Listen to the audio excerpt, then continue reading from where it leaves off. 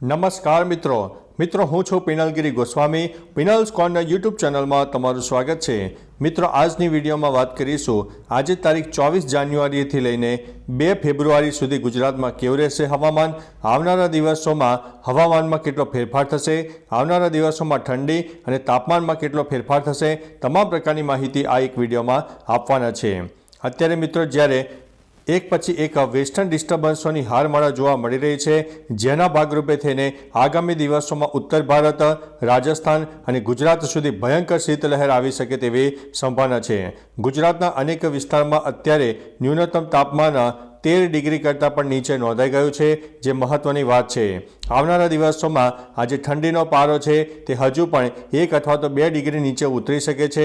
ગુજરાતના અનેક વિસ્તારમાં ન્યૂનતમ તાપમાન 10 ડિગ્રી કરતાં પણ નીચે જાય તેવી સંભાવના છે, કારણ કે એક પછી એક જે વેસ્ટર્ન ડિસ્ટર્બન્સ સક્રિય થઈ રહ્યા છે, જેના ભાગરૂપે બરફનું જે લેયર હોય છે તે લેયર હવે હટવાનું નામ નથી દેતો અને તેના ઉપરથી જે શીતલહેર આવી રહી છે તે ગુજરાત અને રાજસ્થાનને મળી રહી છે અને આવનારા દિવસોમાં હજુ પણ ઠંડીનો માહોલ યથાવત રહેશે।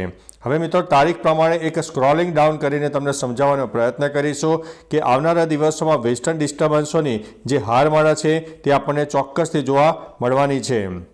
તમે જોઈ શકો છો કે વેસ્ટર્ન ડિસ્ટર્બન્સ ધીમે ધીમે આવી રહ્યા છે। તારીખ 25 અથવા તો 26 તારીખની આસપાસ મજબૂત વેસ્ટર્ન ડિસ્ટર્બન્સ સક્રિય થાય, જેના લીધે થઈને બરફવર્ષા અને વરસાદ પણ કોઈ વિસ્તારમાં થઈ શકે તેવી સંભાવના છે। રાજસ્થાનનો ઉત્તરી પટ્ટો પણ વધારે ઠંડોગાર રહે તેવી શક્યતા છે।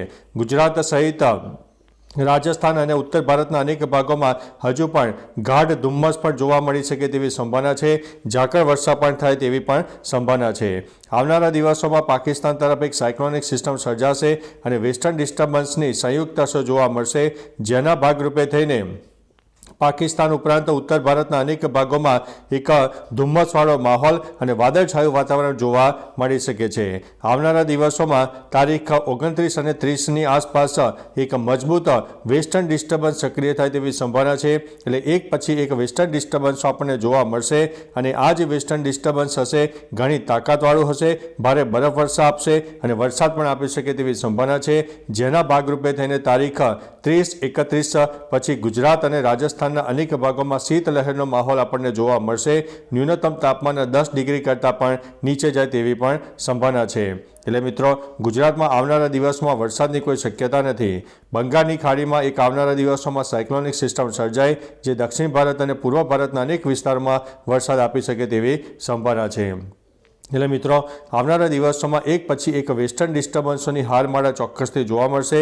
તારીખ 1 અને 2 ડિસેમ્બરે પણ એક વેસ્ટર્ન ડિસ્ટર્બન્સ સક્રિય થાય તેવી સંભાવના છે, જેના ભાગરૂપે થઈને ઠંડીનો માહોલ આપણને યથાવત રહેશે અને આગામી 10 દિવસ સુધી તો ચોક્કસથી હજુ પણ જોરદાર ઠંડી રહેવાની શક્યતા છે। એટલે મિત્રો જે ઉંમરવાળી વ્યક્તિ હોય, સિનિયર સિટીઝન હોય અથવા તો શારીરિક તકલીફ હોય, તે લોકોએ આ જે ઠંડીનો માહોલ છે તેની અંદર ઘરની બહાર ન નીકળવા માટે અમારા ચેનલ વતી વિનંતી છે, કે કારણ કે વધુ પડતી ઠંડી આપણને એક શરીરમાં ઘણા બધા ફેરફાર પણ કરાવી શકે છે। તો ચાલો મિત્રો ફરીથી હવામાનની લેટેસ્ટ માહિતી લઈને મળતા રહીશો, ત્યાં સુધી અમને રજા આપશો। નમસ્તે।